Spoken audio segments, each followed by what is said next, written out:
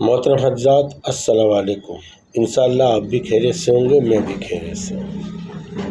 محترم حضرات، آج نماز کے اوپر کچھ باتیں آپ کو بتا رہا ہوں۔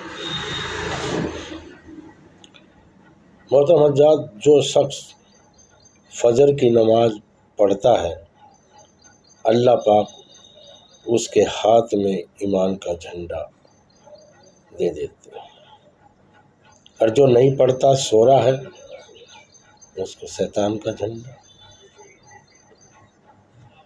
یہ نماز کی فضیلت ہے۔ دیکھو، نماز ہمارے اوپر فرض ہے۔ ہم جب پانچوں ٹائم کی نماز پڑھیں گے، خضوع اور خشوع کے ساتھ ہم جب پڑھیں گے نا، تو اللہ پاک پتہ نہیں کتنی مدد کرتا ہے۔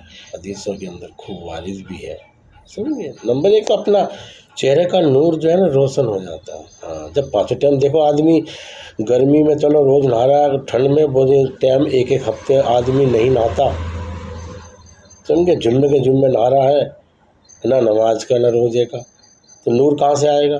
اور جب آدمی پانچوں ٹائم نماز پڑھے گا تو اس کا چہرہ تو اپنے آپ ہی صاف ستھرا ہو جائے گا اللہ کی طرف سے، اور نماز پڑھنے کا جو ہے نور آئے گا۔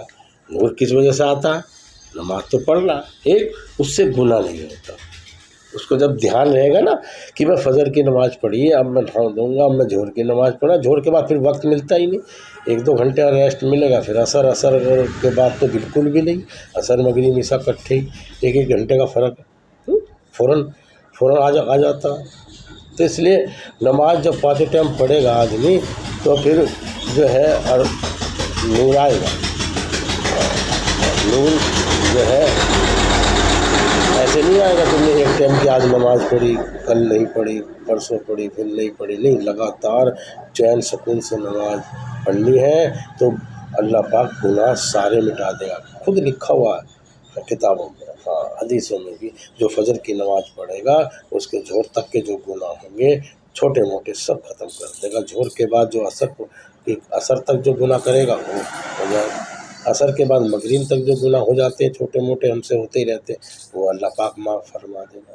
مغرب عشاء تک کے ہوتے ہیں وہ گناہ معاف فرما، عشاء سے اور فجر تک کے بھی اتنے گناہ ہوتے ہیں آپس میں رات کو، اس کو بھی اللہ پاک معاف فرما دیتے ہیں، سمجھے۔ یہ نماز پڑھنے کی خاصیت ہے، سمجھے۔